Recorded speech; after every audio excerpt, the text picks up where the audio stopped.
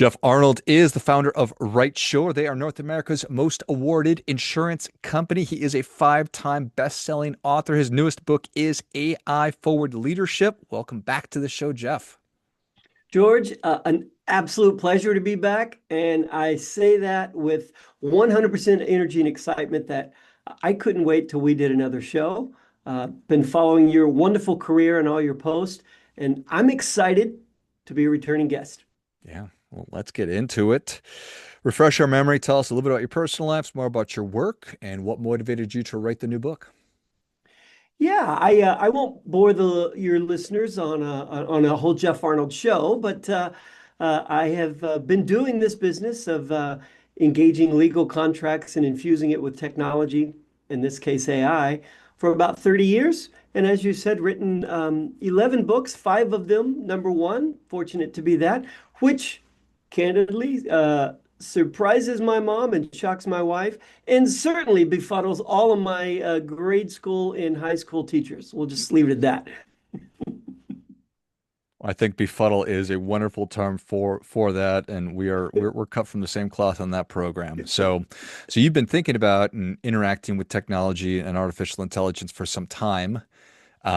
It's been speeding up and being adopted or not adopted quite a bit as of late. So why did you decide on the leadership angle? Yeah, I think it was a really easy decision, first of all, George, is because if you spend your time in a leadership role or an executive role, like most of your listeners, you must be constantly scanning the horizon for what's going to impact your organization or your division, your department, or your company, right? And so, much like I'm going to date myself and my aged self here, much like I was scanning it when fax machines came to the forefront, and then when the internet, you had to have a website, those things you had to be out in front of. And we're at the very front of AI being infused in everything. Now, certainly, everyone is shoving AI in front or behind their name or their tagline because that's the buzzword right now. But I think of AI not as artificial intelligence. I think of it as amplifying income. And that's the real theme of the book. It's not oh, this is how you're going to use AI. It's to challenge leaders, executives, division heads to how you'll deploy AI. And if you're just looking for it to reduce your overhead or as an expense reduction exercise, I will give you your failure card up front, right? That is not the way, in my estimation, to think about, to begin to process using or to deploy AI. What it can do is amplify income for you and your company, and it can help your people be better at what they do. Will it replace humans? Sure, someday, some way, but every company trying to use it to replace humans now, my estimation and my understanding, is facing a backlash, right? So it's just, I'll give you a quick example. Well, I'm going on a thousand different rabbit trails here on your listeners. We deployed AI in four different parts of rideshare, right? The one where it failed was where we had it answer the phones in front of our famous and friendly humans, which were known as. And so listeners, users, policyholders were saying, I don't want to talk to a toaster. Get that Chinese chip chick off of my phone. I want to talk to your human, right? These are their comments, not mine. If you're offended by them, find the people that called in. But it was not what they wanted. And where we briefly succeeded is in the places where we made it invisible to the process, but amplified our human. So on the side of the call screens, when they're on the calls, reminding them of conversations to close, reminding them if they answered all the client's questions, focusing them on the intent and the introspection of the client, like kind of how they said it, right? Keeping our people focused on being present and in the moment.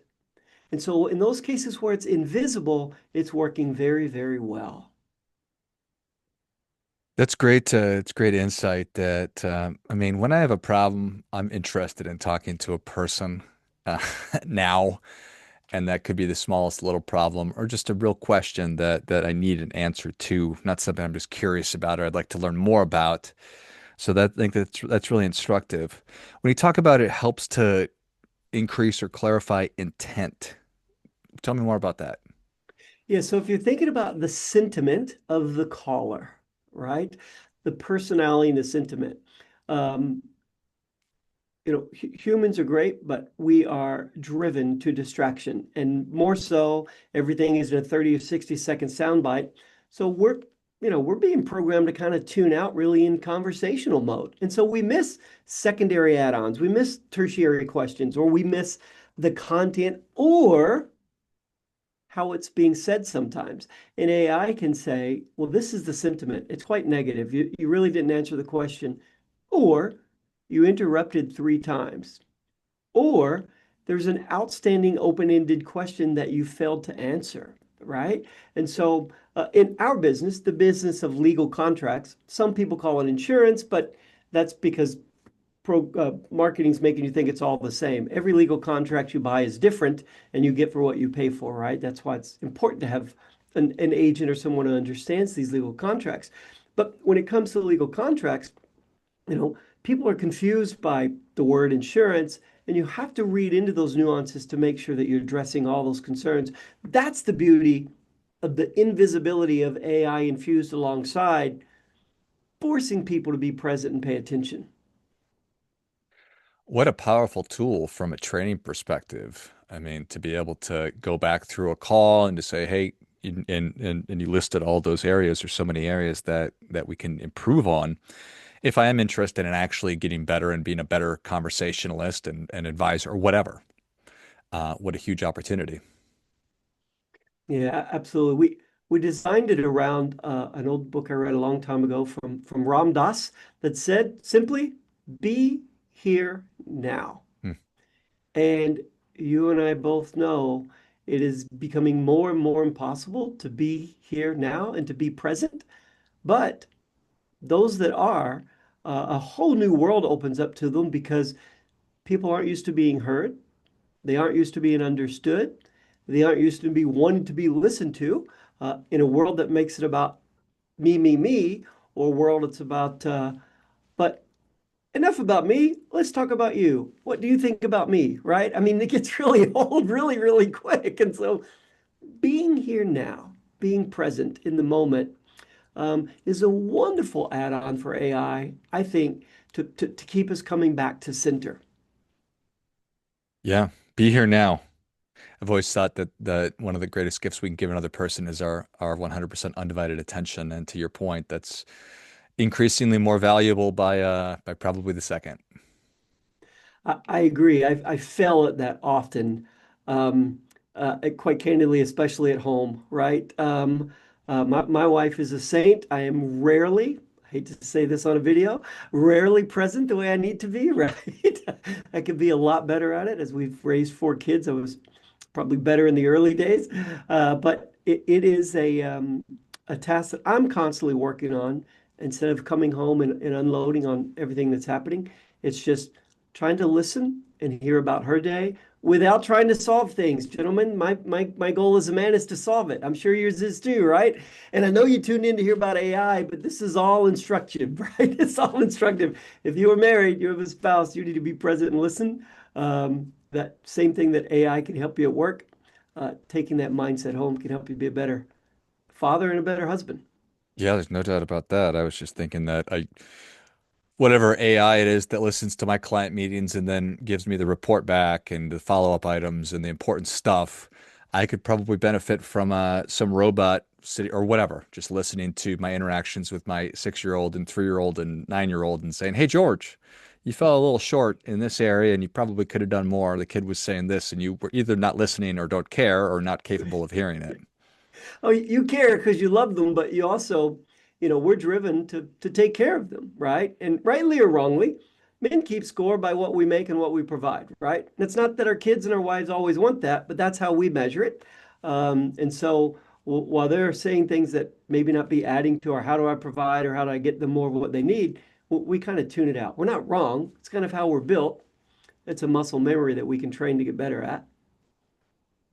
So how do you think about I mean, everything that you laid out from a professional standpoint, it's clear how AI can help me be a better leader and amplify my income. How how do I map that over to my personal life? If you Yeah, I'm actually working on, well, I'm always working on a new book in my mind, right? And this is one of them, George. So, we strive so hard to be so much better at work, at creating more income, at generating more income streams. What if, perchance, we became better husbands and better fathers, right? And not offloading it onto AI, but using it to train us, right? Not just to be present, but to be the leaders that we're called to be, the men we're called to be. Um, Sometimes that means a softer side than most of us are used to showing, or slowing down more than most of us are comfortable, because there is a pressure on men to deliver, to do it all, to build this. And there's an ongoing, the older your kids get, the more they want, right? I mean, it's just the need never stops, right? So I think that, I don't know if it's if it's an Alexa or a Siri, something that is cueing you like AI is on our phone calls, to how to be a better husband and a better father. Not that is laced with some logic that makes you be a softer, gentler, kinder man. That's not what I'm saying. You still need to be a strong, rugged man and deliver leadership. Leadership is hard. That's why it's called leadership, right? But to be better maybe at explaining and be better at leading households. Yeah, I think that that's really well said. And I had in my mind this image of a robot out playing catch with my kids instead of me if I just don't feel like it. It's like you think about, will AI take my job? Well, I guess a robot could cook the food and do the laundry and put my kids to bed and play catch with them. But that doesn't sound good to me at all. I would prefer to amplify or rather have AI help me in the ways that you've been describing as opposed to what's the term? Abdicating my responsibility. Mm, well said. I This bubble up in me. We are each of us, right? The entirety of humanity, most alive when we are loved, right? I mean, everyone would acknowledge that it all resonates. And so sometimes, uh, if the robot played with my child, I could make more money or buy a bigger house or get more things, and they would love me more. But connection and eyeball time and listening is really how kids receive love, most of them, right? In their love language, certainly under 10 years old. And so, if it is true that each of us are most alive when we are loved, it's how do we get AI to do the stuff that doesn't pour love into our lives? That's just kind of again, none of this is flushed out, man. These are musings and writings for a forthcoming book that I hope make the cut, right? Well, it's certainly the truth, and I think that that's really, really powerful. Each of us is most alive when we are loved. Um, there's that. It's a that's a great little parable about like an investment banker that goes down to on vacation and goes out on this fishing boat with this family, and that's this guy's job. He's a guide, and then at nighttime they sit around the fire and drink wine and play guitar with their families. And the investment banker's like, you got to scale this up, and then you'll be able to grow and make all this money. And the guy's like, great. And then what will I do? He's like, well, you can, play guitar and drink wine and be and kind of be around your family. It's like, well, we're doing that right now, sir. Prioritization, right? It's prioritization. We are as men built for more, right? We want more. We want more because that's how we keep score, right? And I'm not saying it's wrong. Certainly, I've chased a lot of over the years. I've bought 40 companies and ran soccer teams, semi-pro and pro. I don't say that to to to be braggadocious or pontificate, but saying that I've also been distracted by more and more and keeping score, but as I get longer in the tooth, the more I'm realizing that just simple conversations around the dinner table with my daughter or with my sons, it's driving, right? Because sometimes little boys and then we're not greatest at eye contact long term, right? And so driving, just looking forward, a lot of knowledge gets transferred. But it's one of my daughters, it's eyeball to eyeball right across the table. They're a little more better at that, if that makes sense. Yeah, well, it totally does. And so utilizing technology to free us up to have more of those just Be more present, to Yeah. be here now. That's really the unlock that AI is going to be providing to us in our personal lives. I feel like it. I know I got way off track from my latest book, AI Forward Leadership, but I'm always working on a new one, right? And the piece of that, if I pull your listeners back a little bit, is um, you, as we stated earlier, if you align the family with your family at work, it's kind of the same way.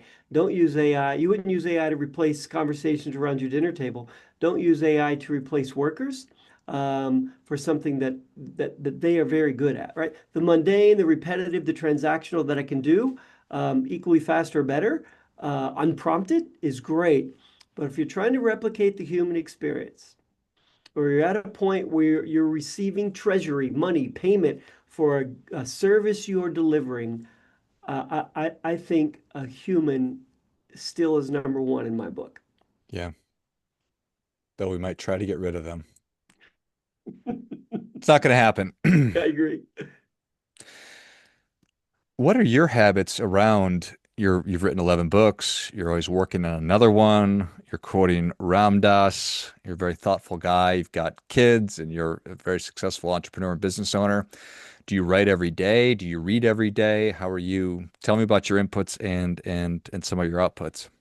Well, like everyone within earshot, I too struggle, right? I don't struggle so much with the phone that a lot of people do. I mean, just a flat out addiction for a lot of people. I see that. I'm fortunate that I've curtailed that addiction. If this helps a listener, um, one person, I would love it and reach back out to me. Before you pick up your phone, train yourself. What am I picking this up for? What are you doing? Because if you don't, you will instantly get sucked in this myriad of scrolling that's turning everyone into zombies and inattentive and unpresent people. And so, again, I'm not trying to brag, but I've worked really hard. It's been intentional, it's been painful. Um, Before I pick up my phone now, it's my very first thought. What am I doing here? I'll tell you why, because I once wasted 40 minutes of my life in sitting in front of a Quick Trip in my car, which is a little convenience store here, and I don't know if they're all over America, but I 40 minutes of my life I wasted. I just gave to the internet or to stupid people in minute segments or 30-minute segments. And looked in my rearview mirror. I'm like, I've got a problem. This was a while ago, but I'm very intentional now. I don't pick it up. So the answer to your question is you can gain hours a day. There's some people that spend 4, 5, 6, 8 hours a day on this device, right? It's meant to help you not take from you. And so you can write a book, you can be a better person just by being aware of how much time you're spending on it. I'm not anti-phone, I'm just saying it doesn't need. My goal is to spend about 90 minutes max, and that includes getting all my password MFA logins that it takes to get into writing accounts, investment accounts, whatever you're doing, right? You need a phone to get in. But the intentional time of writing has to be scheduled. And so I schedule it just like I schedule any other appointment. That it's on my calendar. You're going to write for 30 minutes or 60 minutes. One nugget just popped up too, George. If anyone listening has young children, I was fortunate, blessed to be able to do this too, and encourage people in the place. I was a school board chairman for a long time when my kids were in young small private schools.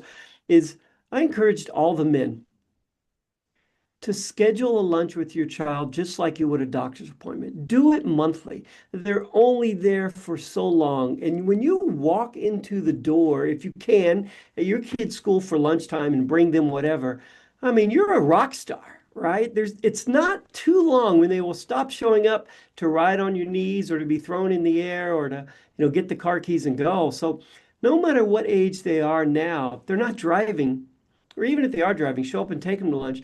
But that's one thing as we talk about how we schedule to write, schedule to show up at your kid's school. And if they're in private school or if they're homeschooled, schedule to take them out for lunch, right? Schedule a date, an appointment with your child. That's very profound. And how I got to that point is we're talking about schedule time away from your phone. I schedule writing time. That's how I get to write a lot of books. I schedule intentional time just thinking, meditating, and reading. And I think it makes you a better, more rounded person in my estimation. I'm being a bit preacherific, I think, but there's something that's just bubbling up that says, speak it and transfer this knowledge this time, George. Yeah, no, I think that I appreciate that you did. Thank you. And asking yourself that question, why am I picking this thing up? Or our phones, why am I picking it up? I mean, I try to break our kids of using pacifiers if they ever did in the first place, and that I think in a lot of ways has become our security blanket and just my go-to for when I'm feeling just anything instead of being intentional about I'm picking this up to find out where I'm going and getting directions or to answer an email as opposed to just pacifying myself. Very true. I tell you, one of the hardest things that we've ever done with respect to a cell phone is withhold it from our last child. We have Mm. 4 children, our last daughter until she was 16. You do not know, you could not understand or comprehend or even begin to imagine the horribleness we were thought of as parents by making our child not have a phone until they were 16 from her friends who all got it at 8 and 9 or 10 years old or whatever. But and credit to my wife who had the intestinal fortitude that I lacked at times, because I was the an eighth grade girl has more persistence than anybody I know, Just take the right? And phone. and so, by the grace of God, I married a woman who is the strongest person I know.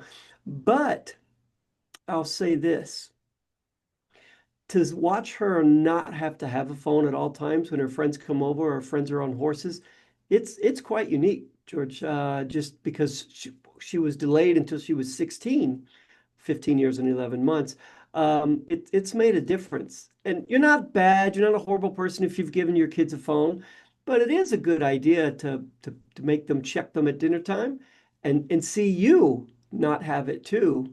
I know we've all heard this, that these devices bring us closer to people half the world away and make us farther away from the person sitting next to us on the couch. Very, very profound. Amen.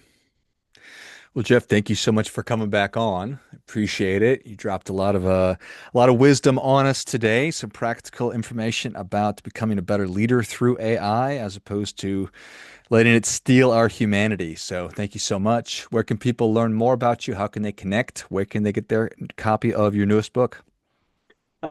Firstly, George, quite candidly, I'm so excited that we reconnected and did a second show. Been following all your success and just super happy for you and the family man you are, right? And the leader you are. It comes through in your post and your stuff. So thank you for having me back on. Uh, Second one, it's jeffarnold.com. Easy peasy.